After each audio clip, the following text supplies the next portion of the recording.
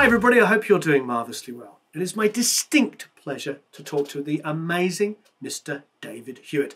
David Hewitt is an engineer to end all engineers. His resume is insane. It is possibly one of the most comprehensive resumes out there. You might ask why? Well, it's because he ran Record Plant Mobile Truck all the way through the 70s, 80s, 90s. In fact, he only retired just 10 years ago. This man has recorded some of the best music ever. Highlights would be Rattle and Hum, U2. One of my personal favorite albums, Milt Jackson, the MJQ. It was called The Last Show, recorded at Carnegie Hall. He recorded that. He recorded Still Life, the Rolling Stones. The list is endless. Hail, Hail, Rock and Roll, the Chuck Berry movie, done by him. It's an insane resume.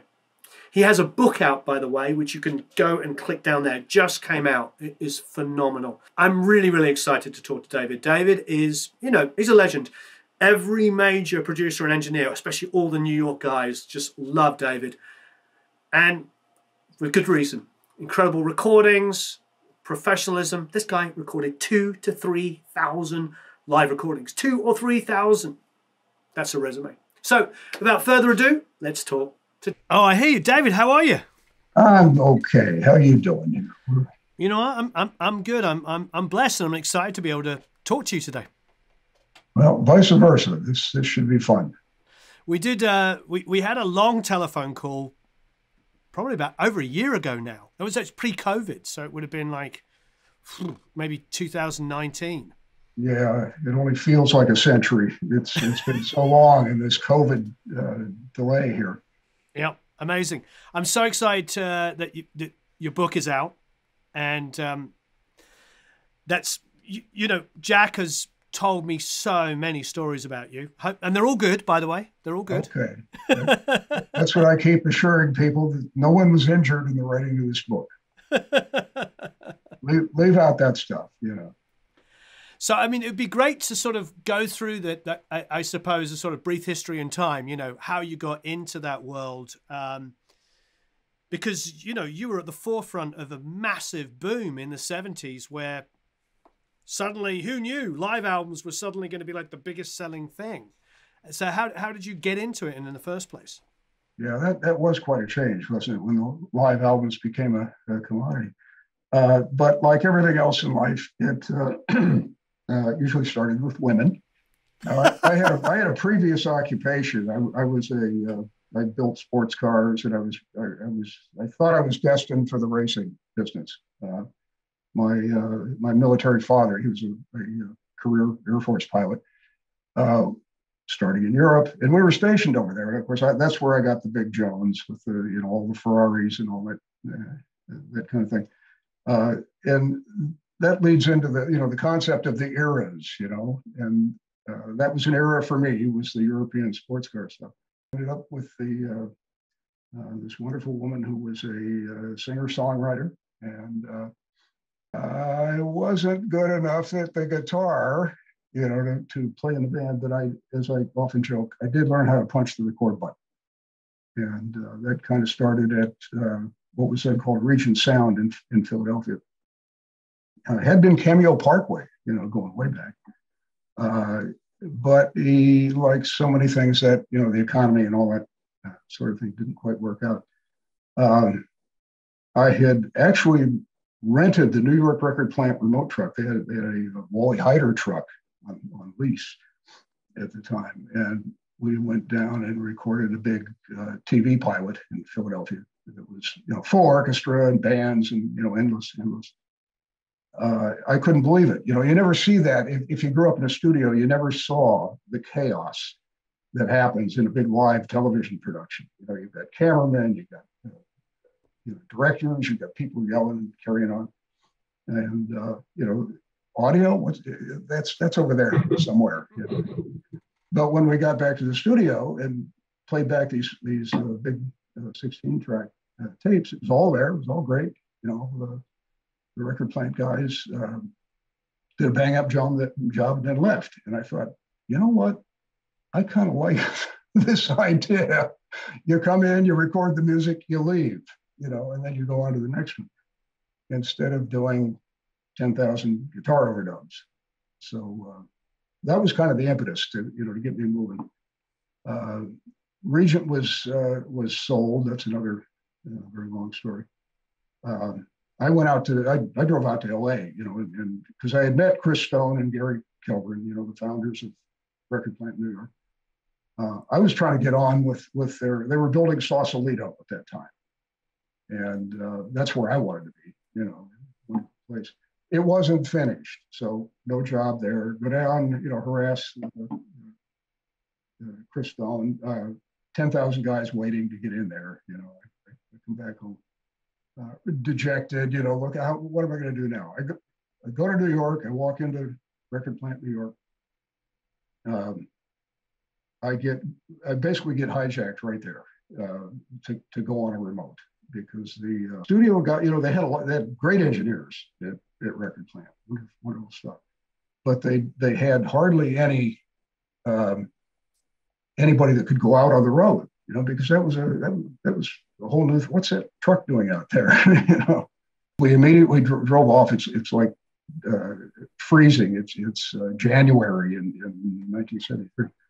And Frank Hubeck, who was in charge of the truck at that time, is say, "You're coming with me." And we jump in the truck. We drive to some iceberg city up on the Great Lakes to record the Mahavishnu Orchestra, which was incredible, a very new experience at that time. Phenomenal. And there was some band, some local band opening for them called Aerosmith. And boy, that was a combination. And of course, they could play just as loud as Mahavishnu. And so that was all great. Went like lightning. We get done. Okay, now we're going back to New York. No, we're going to Boston. Boston, I had to drive that damn truck in the snow and everything else to Boston, where we were doing the Philharmonic up there, but they were actually playing the Pops, which is a different thing. But we had to take everything out of the truck and take it upstairs, because the RCA union guys, the Old Seal union, that's what they wanted. You do it, do what you got to. But what an experience, I'm walking around in the orchestra setting mics, I'd never done that before. So we finished that. It's all beautiful. We'd go to load everything in. Liftgate battery was dead. We're trying to put an MM1000 that weighs 450 pounds and all this shit back in the truck. You can't do it. It's inhuman. So Frank, in another one of those lessons, he looks up the street and he sees a construction site. He goes up and gives the forklift driver a 20, and he brings that back down and forklifts the MM1000 and the video back in the truck. Okay, now we can leave, right? He said, back to New York. Yeah, but we got another gig. And I do remember it was Biff Rose, who was a successful, and there was some guy opening for him that we were going to record called Bruce. So that was Bruce Springsteen, who he'd made an album, but he still was starving, living over in Jersey, taking taxis. So that became the first King Biscuit Flower Hour show. It's another era of live music coming over the radio, because, as you either bought the records or, maybe they'd come through your town and see them. But there was no internet. There was no access to that stuff without buying a goddamn record, ready-made for remote trucks, right? So that began that era for me, having been plucked off the street and thrown into the record plant. I stayed there for 12 years. That was a good start. That's an incredible run. I suppose the studio guys probably just didn't want the hassle of jumping in the van. Like you're saying, you're driving it as well. So it's a full service. You're recording it, you're driving it, you're doing the whole thing. What was the first kind of big record that really kind of exploded for you that you did live? It was all the things that came after that. For instance, Bruce, of course, had already done his one album, but he moved into Record Plant, and they had Royce Acala, who was the owner and chief engineer there.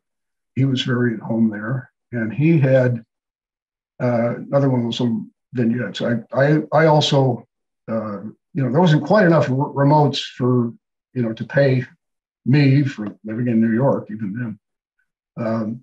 So I started doing maintenance stuff, lining tape machines, coming in the morning. I'm in there one day early in just outside of Studio A. And this guy comes streaking around the corner, runs right into me, smack into me, and says, Studio A, right there through that door. That was Jimmy Iovine. He had just been fired from the previous studio over there at A&R. But long story short, with Jimmy, he became an engineer. He rapidly started working with Bruce. So there was a lot of that kind of churn at Record Plant. People that Roy Cicala brought in, and the whole Record Plant attitude was they don't want an experienced engineer. They wanted to train an engineer. So if you were lucky enough to get in that door, you would spend a couple of years getting trained in the way that Record Plant wanted you to. But as you mentioned right up front, the whole phenomenon of live shows and touring and all that thing really, and live records really took off. The whole touring business, which had to start from somewhere, back in the pop days, a few guys in a bus driving around. But 1974 was kind of another era turning the page. And the one that really got me, because I ended up working on it, was Crosby, Stills, and Nash did in 74 what was really the first of those giant stadium kind of tours. People done little bits before, but they proved that they could make so much money that they could pay, for a huge tour like that in the big Showco PA. That was a real epiphany. This is where the business is going. Way we went, and it wasn't just the rock and roll business. I was going to say, one of the first records that I fell in love with as a child, you recorded, and that was the MJQ album. Oh, the Last Modern Jazz. Yeah, because my father was a classical and jazz fanatic, and he loved Milt Jackson. And so I grew up with that sound of that album my whole childhood. I know it really, really well. Good for you. I just brought another copy of that record. Beautiful album. And that was another one of the era. I'm All my hairs are standing on end. All my hairs are standing on end. It's such a beautiful record. If people don't know that, it was what was it called? The Last Concert, wasn't it? It was supposed to be. And the way, so there was Ahmet Ertegun and Neşvi Ertegun, all, the whole Atlantic staff, all of their friends are all here on what is supposed to be the last concert. Wes Paul shows up with some new pickups that he had. His son, Gene Paul, was an engineer at Atlantic Records. And he came out to sit with me in the truck because he was going to mix it. But, we all had that, that wonderful sense of we're witnessing the last of the concerts by this. Of course, we now know that album did so well that after, a certain period, they sort of looked at each other and said, well, maybe that wasn't the last. And, of course, they went on for another, I don't know, almost 20 years, I think. Yeah, I feel the same way. I just loved and admired everything they did. And we got to do a lot of jazz as well, because once again the live records are selling, and they didn't have you couldn't do it on your phone back then. You really had to come in and do professional recording on tape and real mics and all that. You had to do it in the truck and do it in the remote truck. We got to do a lot of stuff, a lot of jazz that way. You did that Chet Baker and Jenny Mulligan record at Carnegie as well. Yes, I did. Boy, you're on it. You're a jazz fan. It's having a father like mine. Just I got into jazz before I got into rock and roll. Good for you. Yeah, I kind of did the reverse, but I was convicted. Boy, it did that because and going back even further, I ended up in the Air National Guard. Because otherwise your ass was going to get drafted when we came back from Europe. So there, in the Air Guard, they do summer camps of a month or so of training and all that stuff. Well, it was close to Newport. I'll leave it that way. Otis Air Force Base, and it was in the summer, so I snuck off the base and went to the jazz show, and that was that year that they had to, because they had to make enough money to keep the thing going. So they brought in some rock acts, some band called Led Zeppelin and stuff into the Newport Jazz Festival. Well, that attracted a bunch of kids. They tore down the fences, saying, music should be free, man, and kind of destroyed the place. That was the end of jazz in that area, because the locals, nobody would put up with that shit. So what do? They moved the Newport Jazz Festival to New York, right in my backyard. And we ended up recording in all these little different clubs, around New York. That was just phenomenal. George Wein was the man who produced all of that stuff. It went on for quite a while. So that gave me the opportunity to really get into the jazz recording of it. Now we've got not just rock and roll stuff, which is the bread and butter, but we've got the jazz covered. We started doing some of the classical music because, of course, New York has all these Metropolitan Opera, all these huge venues. That kind of happened the same way. They had to, as things got more complicated, the Live from the Met, goes back radio in the 1930s. They've been doing this forever. They've got a little control room up there, and they do the live mix for for live radio.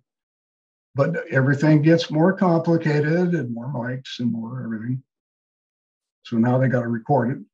They start bringing in a remote truck when they're going to shoot video, because you've got to have backup. You've got to have all this stuff. So for about 30 years, I got to bring a remote truck up to the Metropolitan Opera when they were shooting video and record, the most phenomenal singers, that ever lived on the planet.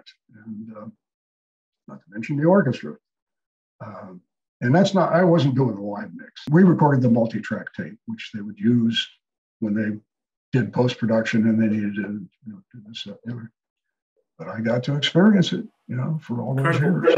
After I sort of discovered rock and roll, one of the next albums that I actually bought, I remember, and I was very young, going on the tour as well, was Still Life, Rolling Stones, which you also recorded. Right. Yeah, we tried that. We tried to get that for a long time. Eddie Kramer, the famous engineer, he was doing the Live Stones tour in those days. And he was hooked up with the Fedco truck at that point.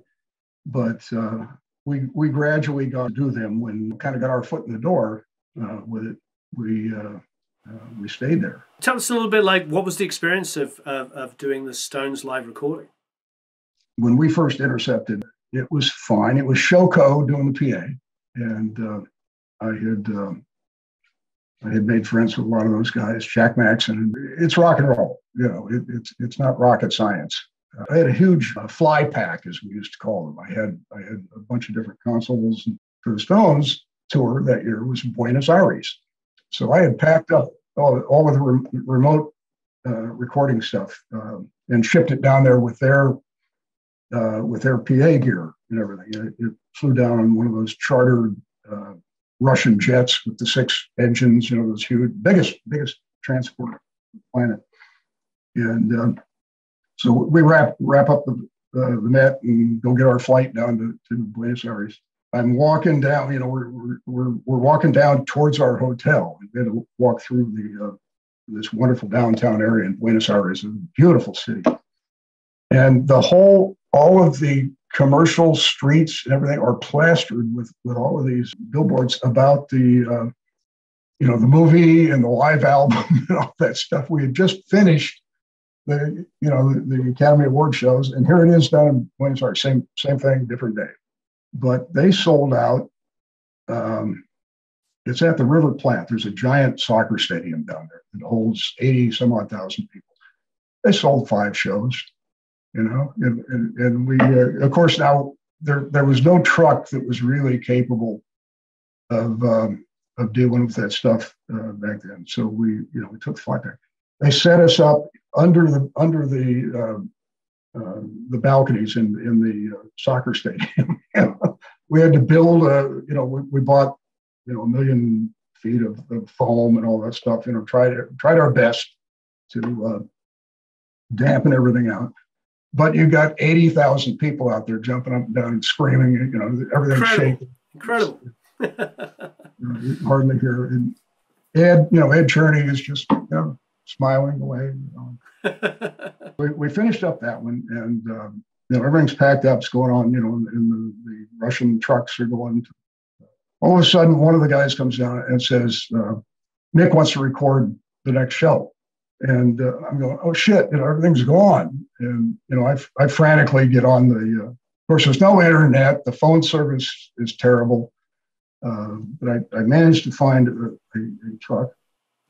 So this is like 82, 83? Yeah, somewhere around in there. And pre-cell phones. Oh yeah. Very pre-cell phones. Yeah, you really, you work at it, back then. But that's what you did. That was. So that truck turned out to be very shaky. It's not good. They were trying their best. But they wanted that recorded because Bob Dylan was going to. He was close by on his tour, and so he was going to make an appearance on the Stone Show. They wanted to record that. Guess which microphone started breaking up in that remote truck? As soon as Bob started singing, it would drop out about every. Oh dear. And the PA had it. Everybody had it except us, and it's going. And what do you do in those situations? Jack told me stories about the Budokan show. It wasn't actually the Budokan show. It was Osaka the night afterwards, because the recording from the Budokan had so many problems. Right. I mean, what do you do? I mean, you've done a Bob Dylan show. Was there a take two? No, in a situation like that, that's it. It comes, it goes. Everybody's packing up, and heading off to the next thing. I went to the bar with the crew, and but there's nothing you can do. And but part of once again, that's one of the main reasons why I stayed in the remote business. It was no longer my problem. They're gonna take it and overdub it if they want to use it. You've got a great association. Obviously, Rattle and Hum is a big album. Oh yeah. It was. I know Shelley also mixed that, didn't he? He did, and by then, Jimmy Iovine was starting to produce and become that kind of monster. And we did a lot of shows with them to get to that album. And one impressive thing, in the positive note, I guess it was fairly early on in that tour where we've done the show, they're starting to rap, and Jimmy, they're in there in this clamor, everything's being struck, it's all coming to, and then one of the guys comes running in and says that one of their lighting crew had taken a big hit. No. He jumps right out of his seat and says, "Where is he?" And he immediately went out to check on his crew, to see who was hurt and all that kind of thing. And I went, okay, that's impressive. You're singing, okay, but you care about your people, your staff. It isn't always like that. It's insane how many live recordings you have done. Do you actually have an estimation of how many albums you worked on? Well, the albums I can't be totally sure of, because what happens, we'll go out and record all this stuff, and when if ever it gets made into a record and issued later on, who knows? Down the road, I can't possibly pay attention to them, but I can tell you that obviously as well, yes. Yeah, all kinds of that stuff. I can tell you that I've done 2,000-3,000 remotes. Over the years. 2,000 or 3,000. Another album I got to cherry pick as being a favorite. I'm sure you asked about this one, of course, is the Hell Rock and Roll Chuck Berry record. Oh, great! Yeah. Such an amazing everything, a video. If people haven't seen the film, please go watch it. It's pretty incredible. You know, he was such an icon in rock and roll. Keith, that was kind of the driving force behind that, Keith Richards. And he was doing Payback, you know, because he's a difficult person to deal with. You know, we recorded. Well, we went out to one of the jazz clubs. That one didn't come out for many years for whatever reason either. You know, but it did finally, and that's worth looking. Nobody was available. We showed up early. They decided to do it. The film producer is kind of freaking out. So, oh no, what are we going to do? The star engineer isn't here. I said, I'll do it. And this producer, you know, sort of his head comes up and he looks me in the eye and he says, "I'll be the one that decides that." Elliot, you know, I'm just here. I can do whatever it takes. He comes back in about 10, 15 minutes with a grin on his face, and he says, "Somebody likes you. You can do it." Well, you know, it's in a really rough part of town. At least there, that was his hometown. You know, so it was much easier on us because they all know we're here to.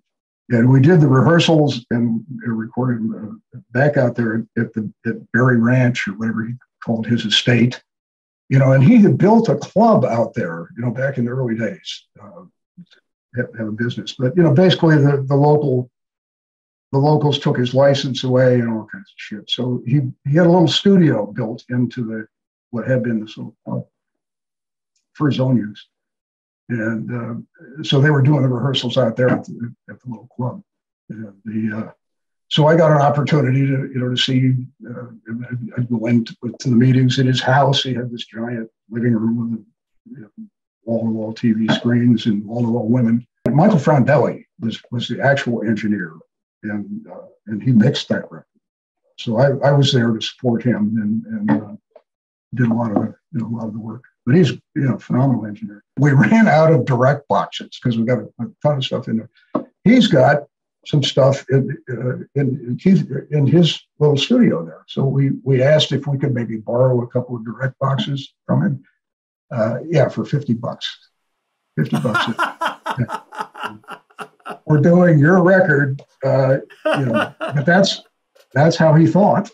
God bless him. In the truck at that period, you had an API console, and did you have two 24-track machines? Because the amount of people on stage. I mean, I think there's some places, if I remember, there's moments with like Robert Cray and Clapton and Keith Richards and Chuck Berry, and you've got so many guitar players plus background singers, and I mean logistically, it must have been frankly a nightmare at some points.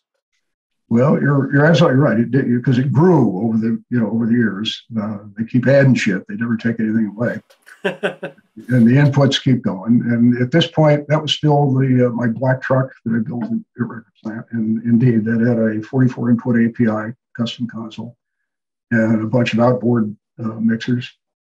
And we filled them up. And I think by that point, we're running 24 track. We, the Ampex 1200s that were hot rodded by the Record Plant staff. They sounded great. They worked all the time. But obviously that, your point is well taken because it keeps getting added and added and added. So pretty soon they want to lock up a couple of 24 tracks. Well, that means you've got to have 4 24 track because you've got to have a back. You've always got to have a backup. Wow. Shit. You've always got to run, in these big acts. You've always got an A reel and a B reel. And, you start the first machine and, before you start recording, you chase it ahead by, 3 or 4 minutes. And then you start them both like that. And that A tape will run out first. So while you're frantically changing tape on the A machine, the B machine is still rolling. So you've always got coverage. And, back in the 2-inch, 14-inch reel tape days, those things weigh, 30 pounds. You'd end up with a shitload of tape. What IPs were you running at? Were you running slow to get as much length out of the tape? Were you running at 15 or 30? Oh, if I could help it, I would run it at 15, which 30 you start to kind of lose some of that bottom end stuff, and we had it all turns into the routine. I was not a Dolby A fan. You know, I had to do that early on down at Regent. When the SR came along, you know, that completely mystified me because that thing's got so much electronics in that package. You know, and you would think that's going to be worse. You know, how can it sound better when you got all that shit in there? You know, you're running. Well, it did. You know, the Dolby SR running at 15 IPS was a real savior, and we weren't there yet on this particular show. But you know, it's also live music, and if it's rock and roll, you know, you got a lot of level, and you got a very good signal to noise there, and the you know the 1200s you could hit them pretty hard, and it would still sound good on the rock and roll. So that was always the fight. You know, you had signal to noise. We were doing the Stones down in New Orleans on one of those tours. And we finished up the show, and we're offloading stuff. And part of it is we actually hired a rental station wagon. We'd done a number of shows. We now had so much tape. You know, there's hardly enough room for the stuff. We had Record Plant send a guy down. We loaded up all the A reels, I guess, into the station wagon. Sent that back to New York, so we could continue with the tour. And I finally got all that shit done.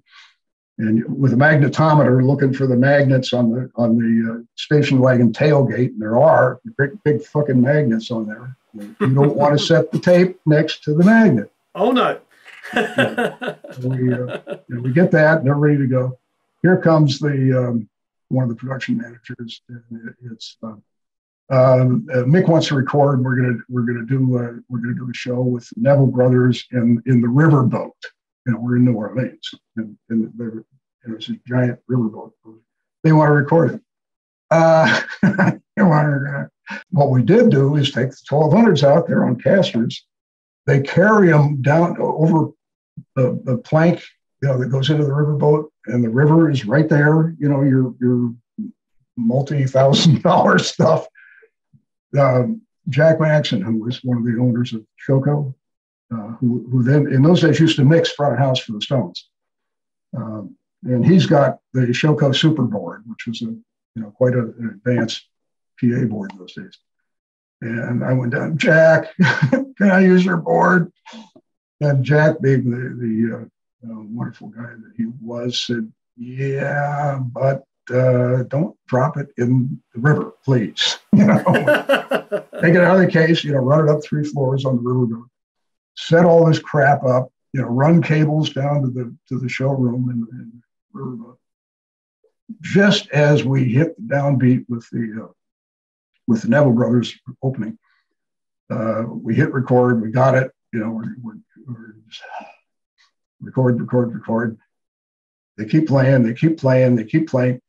The Stones never came on. They were having such a good party and such a good time with a bunch of ladies of the evening, and they never played. Plus, they're watching the Neville Brothers. They're having a blast. I mean, that sounds like fun to me. Oh, they were great. Yeah, they were phenomenal. That's absolutely incredible. So yeah, all of that work to not actually end up recording them. But did you get the Neville Brothers? Did you record that show? We did. I don't know whatever happened to it, but you know, it's that kind of business too. You know, there's stuff. So somewhere there is some amazing tapes of the Neville Brothers recorded on water, right? Sitting in somebody's storage locker somewhere. Right. Yeah, boy, there's so much of that stuff. Tape lockers. That was another reason I hated being in the studio. You know? Where does all that stuff go? Tell us a little bit about working with Pink Floyd.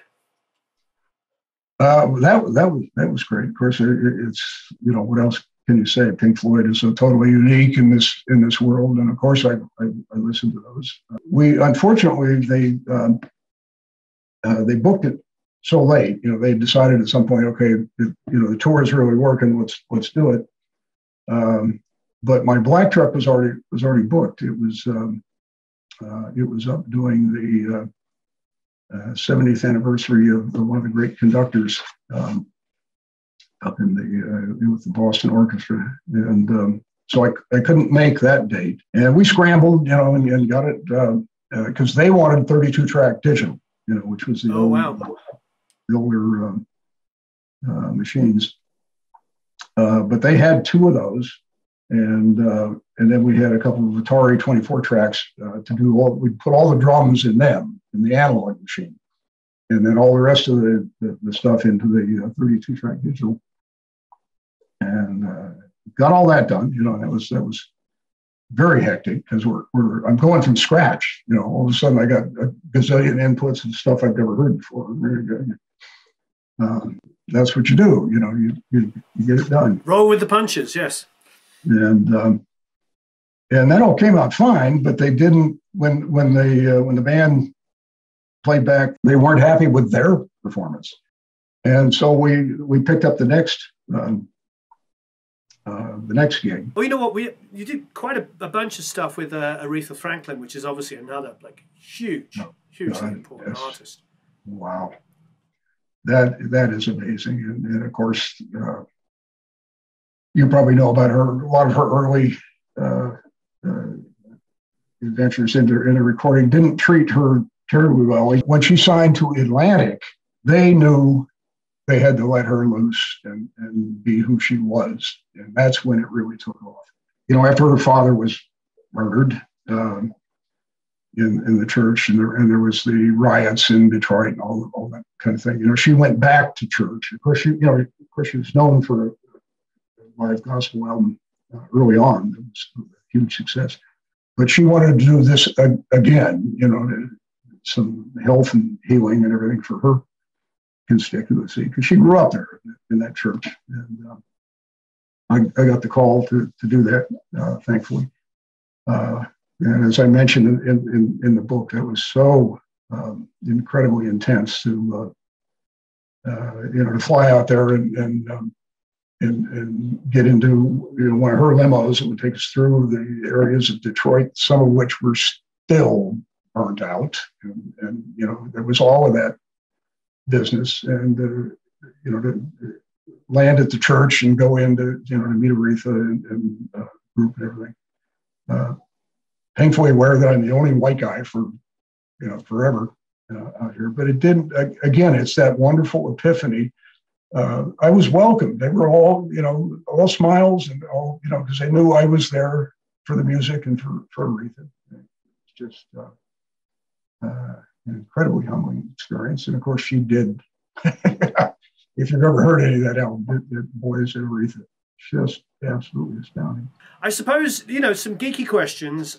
We did ask you a bit about gear. I suppose live, if you had to only have a microphone, what would it be? What would be your go-to mic?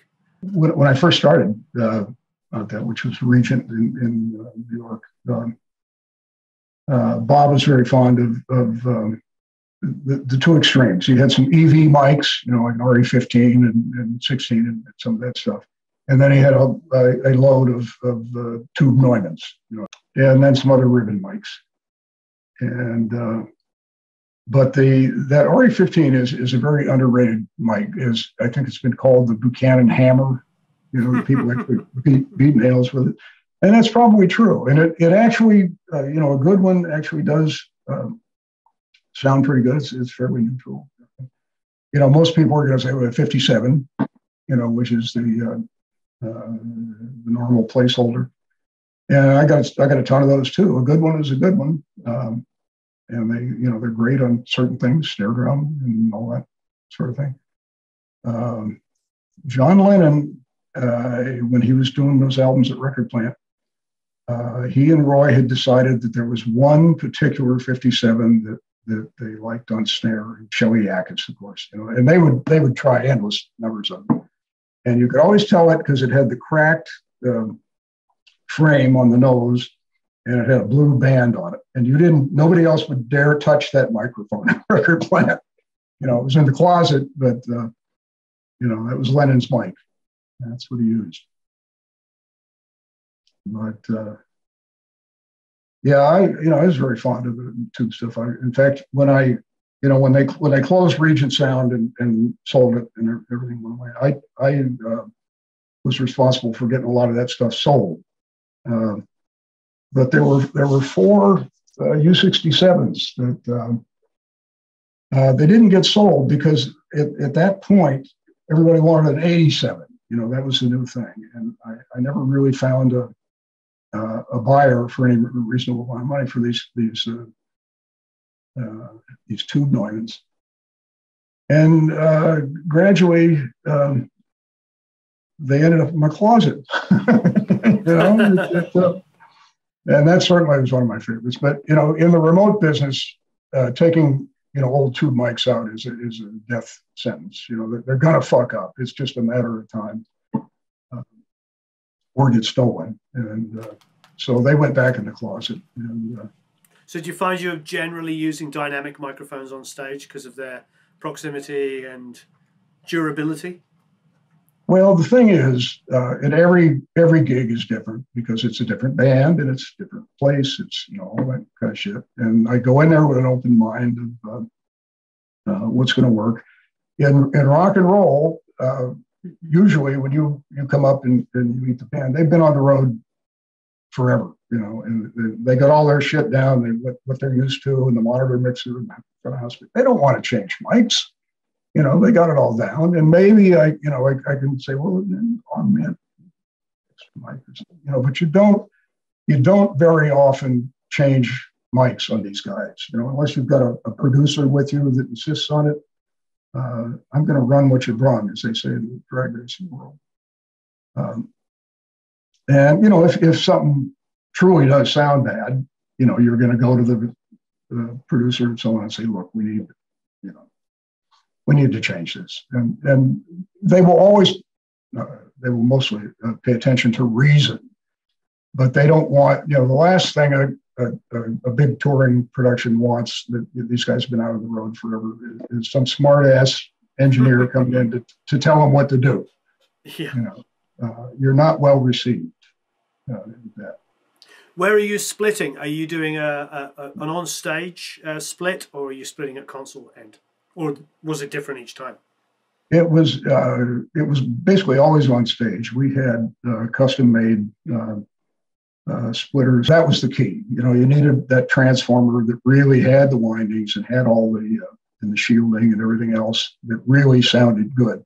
When I first started with that, we had whatever they could get, which in those days were UTC big lump transformers. And it was a good transformer, but the impedances weren't really right because they weren't designed for that. They were from whatever, you know, wherever they came from. But that's what we had, you know. So back in the white truck days, we had a big chunk of these UTCs, and it's not that they sounded bad, but they were different. You know, they weren't quite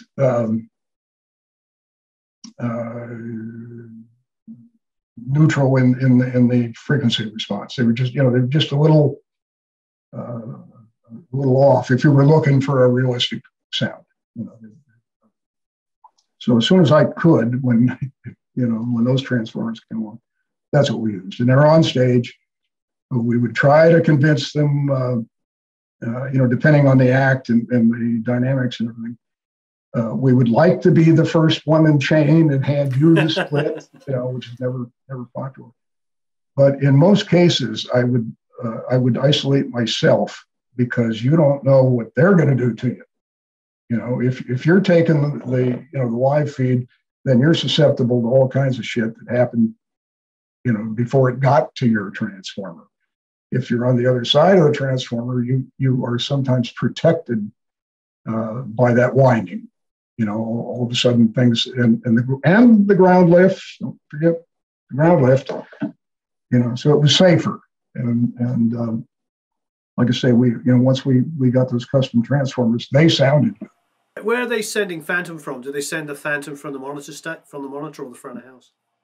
Well, typically, if you're on the other side of the transformer, they're going to have to do the 48 volt, and there, so everything is a juggle. Who's going to win this contest? Because oftentimes, some of those PA consoles had kind of iffy voltage as well. If that starts drooping and getting loaded down, what's going to happen to the condenser lights. But oftentimes they would allow us, for instance, to go put an 87 pair on the overhead. They don't usually fight you if you augment something. But when you want to change what they've been listening to for the last 20 years, you'll probably get a fight. I hear it's such a different world now. I recorded the Black Veil Brides at the Wilton Theatre. You know what I'm going to say. That it was like a cable, and the cable plugged into the side of a laptop. And I recorded the multitrack straight off a digital console, just split, pre-everything, and insane where we've moved to. But how do you feel? Obviously, you grew up in a world of Ampex tape machines, API consoles, and a lot of knowledge, a lot of having to know what you're doing. Do you feel like now when you listen to live records, knowing what you know, having recorded 2,000 or 3,000 live recordings, do you feel that they're, I don't know, do you feel like it's advanced? Do you feel, what's your feelings towards digital recording, I suppose, in the live situation? Well, I tell you what, the nature of, how I grew up and how I approach all this stuff is I think I mentioned to you, I'm a military brat. Dad was a lifelong pilot. And I flew and I grew up with that whole thing. And then I grew up with the racing stuff and everything. And the one thing that's kind of common with the music is it's, or at least the live recording portion of it, it's getting it done. And, and of course, in our case, getting it recorded and getting it on down. And once you're done with that, once you shot down your last plane and you made it back alive to the base, it takes on a different attitude. That's done. We already did that, and we survived, and now we have our next mission. So I'm very, very pragmatic about that. And when I listen to now, I retired almost 10 years ago and went back to some of my earlier loves. But so I now can go and try and find a number of these albums that we did that I never had, because you know how it goes. You'd record something, maybe it would get mixed, maybe years later, whenever, and you didn't see if you didn't hear about it, it's gone. Well, now I can go to a lot of these old collections and find things that that I may have done 20, 30 years ago. My friend John here at Art of Sound, who is a very, very, very knowledgeable guy, engineer, musician himself, and we love to occasionally, when he's got a night off, we'll come in here in the evening and play a bunch of things, mostly vinyl, but he has access to the rest of the universe. And what was that one that we went through? Eric Satie, the Big Smile. Yeah, you know exactly what I mean. And I'm a big fan of that. And I had dug up, I don't know, over the last, every time I would see in a junk store or museum or something, somebody, Eric Satie became popular. Of all bands, Blood, Sweat, and Tears recorded one of Eric Satie's Gymnopédies and put it on one of their albums, and I will forever love those guys for that kind of brass to get them to do it. And we're in here comparing all these different recordings because those Gymnopédies are played at it's not just the notes, but the tempo is so hard to bring off, so hard. Frank Zappa, who was very much an Eric Satie fan, and was a classically, if not classically trained, classically taught musician himself. That's where he lived when he was dying of his cancer. So I was real excited. I've always been a Zappa fan. And we're up there, and then we hear from Dweezil said, "Look, Dad, he's not going to make it. He's just too sick. He can't get on that plane." So now Dweezil has got to go out to the packed audience and announce that. Well, what he had done for his opening was he had this classical music group and a tenor and a soprano, and they were going to sing some of these Satie compositions, and they had redone the classical backdrops and everything that one of the major artists had done. And of course, that's Frank. He would. That's the opening. You're going to listen to this. And so Dweezil had to go out on stage and announce the fact, Dad's just too. But now, and he started with this. Dad wants you to listen to this Eric Satie piece, and I don't want to hear any of your shit. You're going to listen to this, and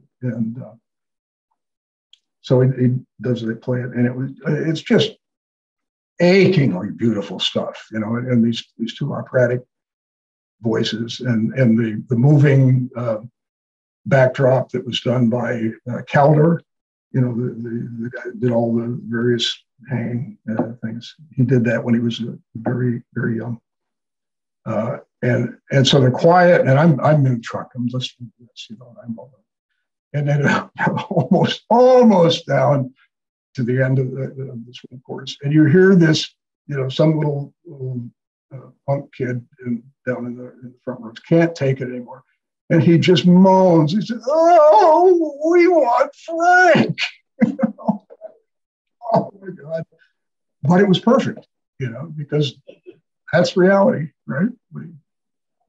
In one of those final interviews, what would you do to suggest to the up and coming musician and want some advice from you? And he looks at him, and I saw the video of this, and he says, "Get a second opinion." Of course, the kid doesn't know what he's talking about. Oh my God! Yeah, it's so sad to have lost him that soon. Yeah, he was very, very young. Yeah, I look at it now, ridiculous how young he was. But he achieved so much. Yeah, Eric Satie. I mean, I hadn't thought about him in a while, because talking sort of that period of impressionist art, fantastic. Well, look, I won't take up any more of your time. I really appreciate it. But I'd love to do this again. Hopefully we can do a few of these. It'd be nice to focus maybe on one album and maybe ask you some sort of stuff about one thing. But everybody who's watching, just go and buy David's book. We're going to have the link underneath here. I mean, good. David, what, 2,000 to 3,000 recordings, live recordings in your career? At least. It's a whole bunch. Couldn't keep track of all of them, but it was a different world, a different business climate back then too. That's what you had to do, to get to the market with all this live stuff. And of course, as the technology advanced, now you do it on your phone.